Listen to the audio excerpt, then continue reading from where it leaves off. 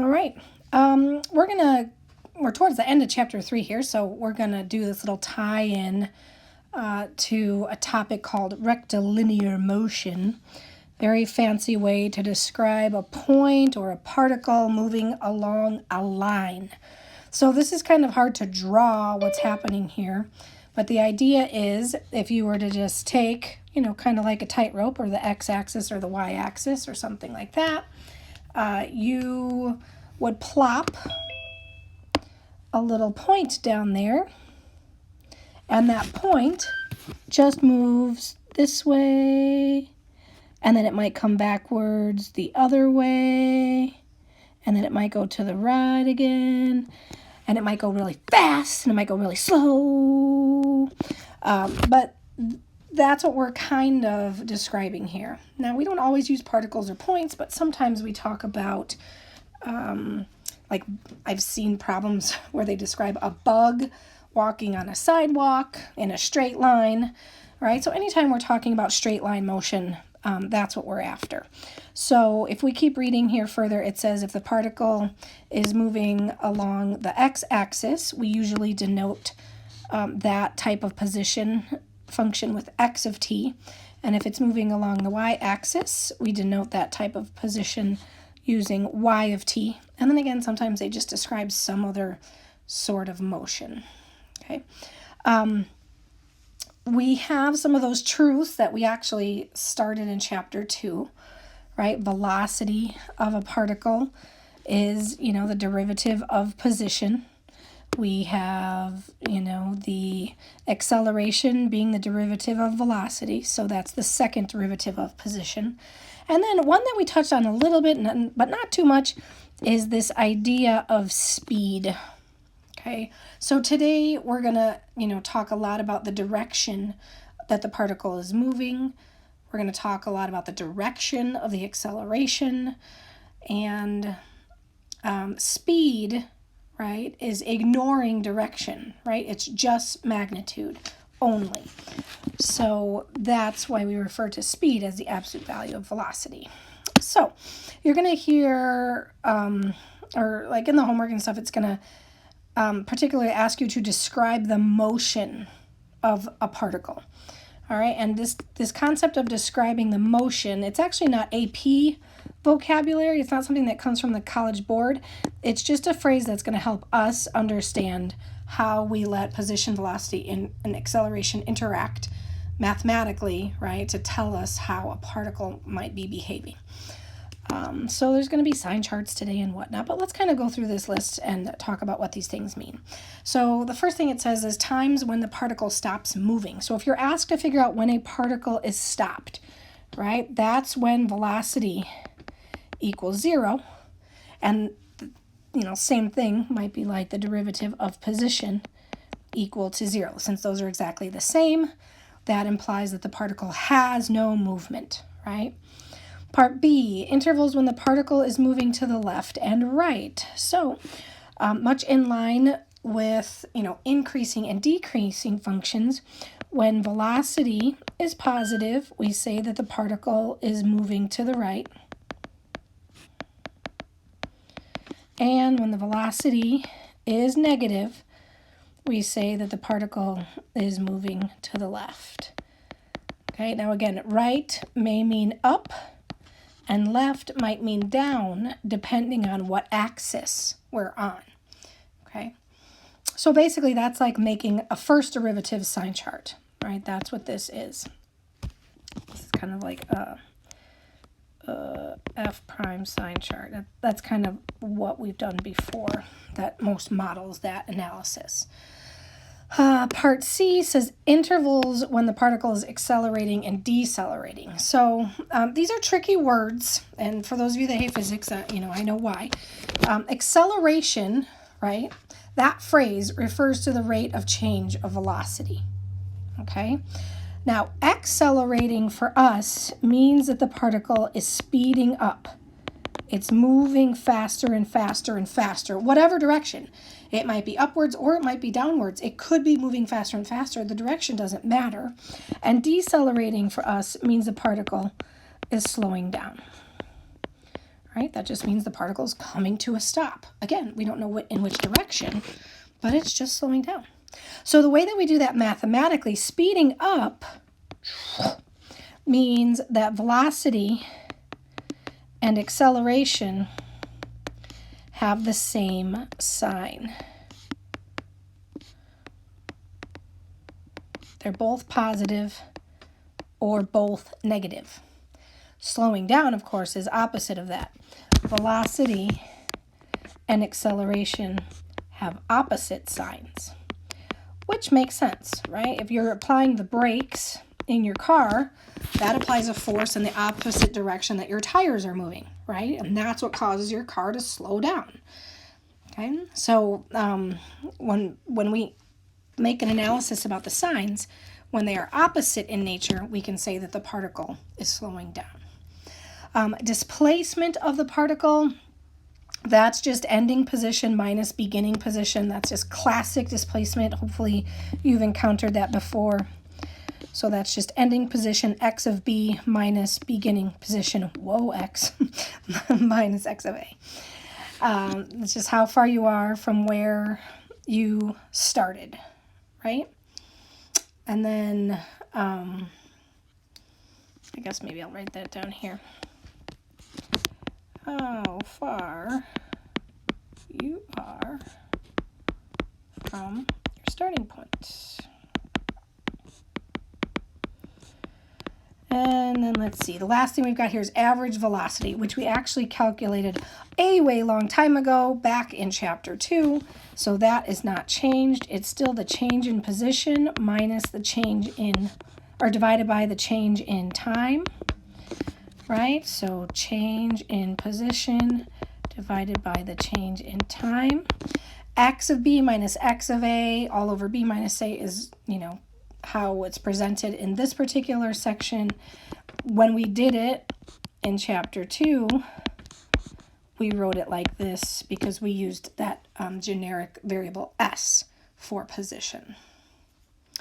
So with this information in mind, right, taking all of this together, we're going to now just do one problem today where we are going to describe the motion of a particle.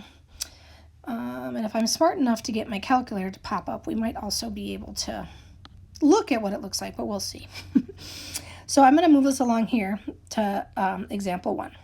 And then I'm going to do the same things that was asked of us before. So part A was to find where the particle stops moving. So I'm going to do that. Particle is stopped whenever its position, or whenever its velocity is 0. So reading example 1 out loud, right? It says the position function x of a point P moving along the x-axis is given by x of t equal to that cubic, with t measuring in seconds and x of t in centimeters. Describe the motion of P over the interval -1 to 9. So the particle is stopped. I'm going to take the derivative, right? I'm going to get 3t squared minus 24t plus 36, and I'm going to set that equal to 0. Now, physically setting a derivative equal to 0 is really important. We do that a lot this chapter, and I'm noticing in some of your work that a lot of you are just taking the derivative, and then you start factoring it, and you get critical numbers, but you never formally stated we are setting it equal to 0, right? And that's a really important step in this process right here. So you've got to write equals 0. Okay, I'm continuing to copy it again down here, and now I'm going to go ahead and factor. Whoa. What do we get? T minus 2 and t minus 6 equal to 0. So t equals 2 and t equals 6. Those are the times that the particle is stopped. End of story, right? There's no movement because the velocity is 0. Part B says intervals when the particle is moving left and right. So I'm just going to make a sign chart for that information. I probably need to write a little bit smaller here. So since I already took the derivative in part A, I'm going to use, that derivative here, the factored version of it. And I'm going to take those critical numbers, put them on a sign chart, and I'm going to cap it at -1 and 9. And then I'm going to figure out the sign of x prime. So I'm going to plug in some test points here. Let's choose 0 in here. That's a luxury. So when I plug in 0, the 3 doesn't matter when I go back to the original function because that's not going to change the sign of everything. So I'm really just testing values in these two factors, t minus 2 and t minus 6. So when I plug in 0, I have negative times negative. So this is positive. From 2 to 6, let's see, if I plug in 5, let's say, as my test point, I get positive, negative. If I plug in 7 as my test point, I get positive, positive. So this plus minus plus tells us that the particle moves to the right, then it moves to the left, and then it moves to the right again. Now this is a two-dimensional drawing, this little z that I have over here. Remember that this particle is just moving back and forth along a line. So it's kind of hard to draw that in that sort of movement in one dimension only. Anyway, so we would say particle is moving left on 2 to 6 because x, that's not an x, x prime is negative. And we would say it's moving right on these two different intervals, -1 to 2 and 6 to 9, because x prime is positive. And that's it. You might be wondering why the interval is -1. Again, capping at that. That just is probably indicating like the moment before we kind of start the timer, like so making a prediction like previously in time. You can maybe think of that way. Part C, to further describe the motion, we're going to try to figure out where this particle is speeding up and where it is slowing down. So let's switch to pretty blue.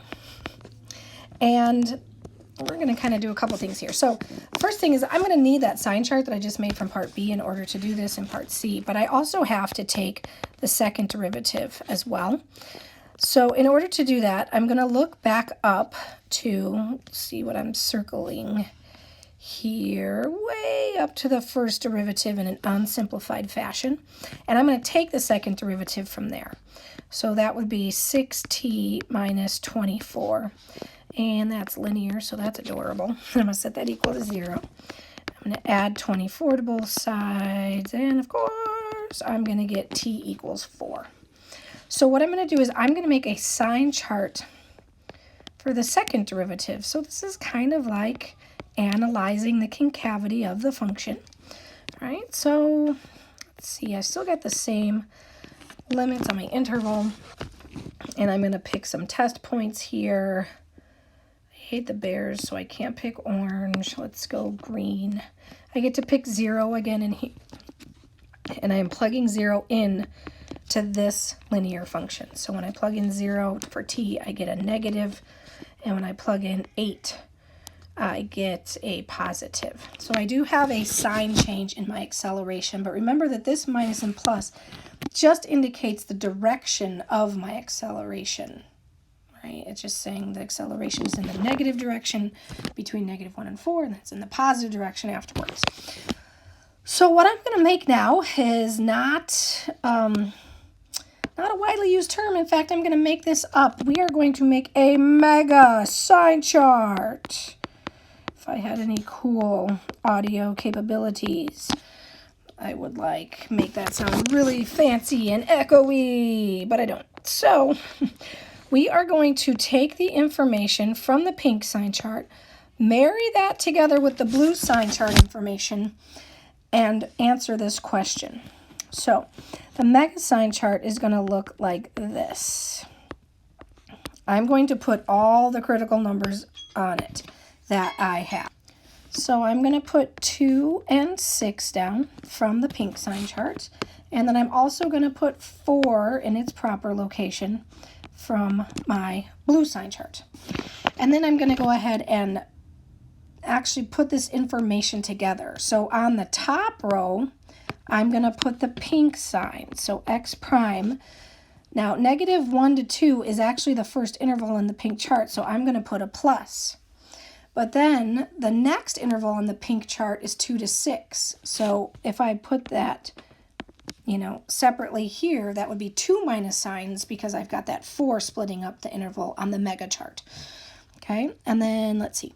And then it goes back to plus between 6 and 9. Okay.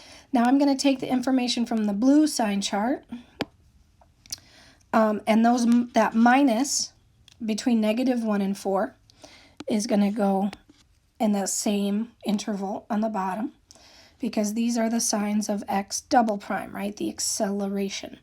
And then I'm going to put plus plus because it's positive after 4, remember? And now that we have all this information combined into one chart, it's so easy to figure out where the particle might be slowing down or speeding up. So wherever the signs match, right, which are here and here, my particle is speeding up. So I can say particle speeds up between 2 and 4 and 6 and 9. And when I justify that, I have to say, because x prime and x double prime have the same sign. Let's jam it in here at the end. And then I'm going to say the particle slows down. Actually, let's overdo this because I know a lot of people hate physics. So I'm going to overdo it by super color coding. So these opposite signs here is where the particle slows down.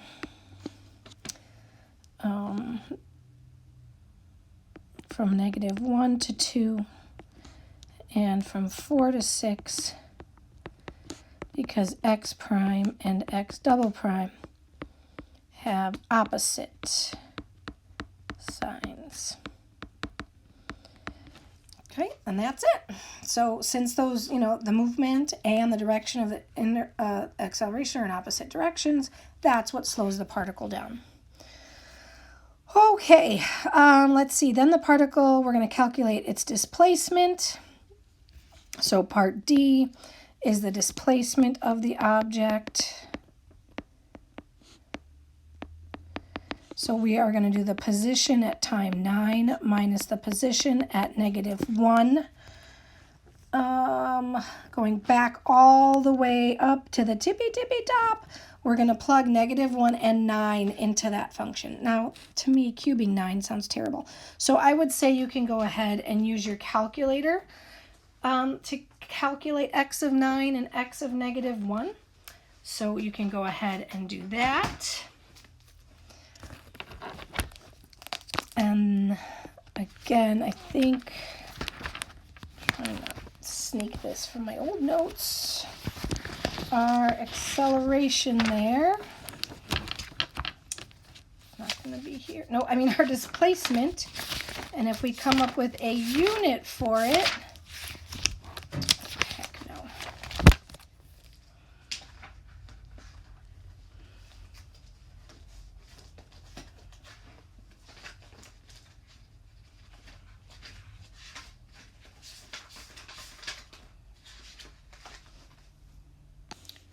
Should be 130 centimeters. So x of 9 is 61 minus -69 gives us the positive 130. And then the last calculation is average velocity.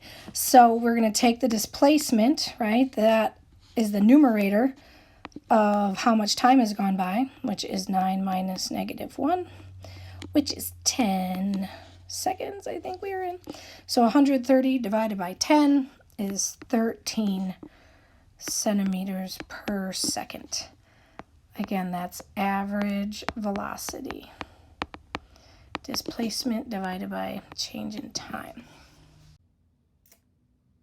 Alrighty, for the second page, we are gonna move on so we can see the calculator. So take a second, find your calculator. We're gonna work on answering everything accurate to 3 decimal places. And then this is kind of in the style that you might see on an actual AP test free response question, where we gotta make use of our calculator here. Question, the setup is just kind of usually here. The velocity of a particle moving along a vertical axis is modeled by this. So I want you to note, this is the velocity. The previous work that we had done was based off of being given a position function, so that changes, right, how we have to think about what we're looking at. It says provide a sketch. So anytime we're asked to provide a sketch, let's go ahead and put the function in here, negative 0.2x plus 2 cosine x. Close your parentheses there, and then minus sine of x. And then the window I'm going to change to match exactly what's in this sketch window. So the x-axis goes from 0 to 6 by ones, and then the y-axis goes from negative 4 to 4 by ones. So I'm also going to leave that way. And then when I graph it, this should give me a decent, pretty close here. These hash marks and everything should line up ish. Now, one thing to note, like this looks like it's at 2 and this looks like it's at 1, but never trust that, because who knows on the actual test. And then let's see, this looks like, again, this looks like it gets down to maybe negative 3. But who knows? So we'd have to verify those values. We can't trust what we see here. So let's see. Function kind of does something like this. Okay, close enough. Decent sketch. Part A says, over what intervals is the particle moving down the axis? So it doesn't say slowing down. It just says moving down. So this is saying down the axis means velocity is negative. So the only portion that we are talking about, let me squiggle over it here in pencil, is this portion here, right? Whenever this graph, right, because this is velocity, again, maybe if we label it, it'll keep it center of mind. We need to find this x value and this x value and then state y. So let's just do a couple zeros. Choice 2. Again, I'm really far away, so instead of arrow, arrow, arrow, arrow, I'm just going to type in 0 to mark my left bound. I'm going to type in 2 to mark my right bound and make a guess. I'm going to type in 1 and hit enter, and then it'll nail 1.016. So let's say 1.016. That would be accurate to 3 decimals. And then let's go find this other guy. Let's see, this looks to be between 4 and 5, right? So for my left bound, I'm going to type in 4, hit enter, 5, hit enter, and then enter again, and it should move to that 0. You could put the 1 there, or 0 would be acceptable, just 4.68. So we would say this interval, and then when it says y, we would say because what? Velocity is negative. Okay, so the other thing we might have to do is maybe we should have to show where these numbers came from. Maybe we should set the actual velocity function equal to 0, because then that kind of shows these are my 2 answers, right? And that's the interval where it might be negative. So small fact, but actually rather important. Part B, at time equals 4, is the particle, oh, here we go, speeding up or slowing down. So this means V and A are same. Slowing down means V and A are opposite. And since we have a graph, we can go ahead and hopefully figure this out. So at time 4, right, we're talking about right here. Right? So let's think about this. This is a big lift here. So clearly at this point, because we're below the x-axis, right, velocity is negative. Okay, true. right? Very obvious. However, we also have to figure out what a of 4 is, right? And remember the relationship. What is the relationship between velocity and acceleration? Acceleration is velocity's derivative, right? So the slope at this point, right, can be modeled with just a tangent line, right? Since the graph is increasing here, we know the slope is positive. So a of 4 is positive because that slope is positive. So that means these are in disagreement. So we would say particle is slowing down. Sorry, obviously I'm Russian. Because V of 4 and A of 4 are opposite in sign. Okay. And the last question says, what's the fastest speed that the particle obtains? So now we're talking about speed, not velocity. So we're not talking about this point right here, right? Where are we talking about? What's the fastest speed? Right, that would be where the biggest, highest or lowest point overall, right? Because remember that speed is the absolute value of velocity. So it would look like this, right? Whatever this point, when it moves up here for its absolute value, right, that is going to be our speed. So normally they don't actually ever put it on the test so that you could find this value, but in order to answer this question, let's say it's got to be somewhere between 2 and 3. The minimum is negative 2.78. That's like the y value of this. And that's bigger than this value here, which is probably 2. And so since this, would have a larger absolute value, we are going to say the fastest speed that the particle obtains is 2, we're going to make it positive, 2.78. And then we don't have any units for this one. And then I guess, not even sure how we would justify this one. Let's think.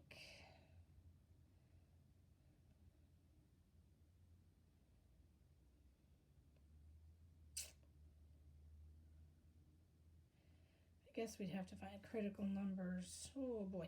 Okay, that's a lot. So I'm sure they would not ask this question. This is more probably multiple choice because I don't think they would have us justify fastest speed because that would involve like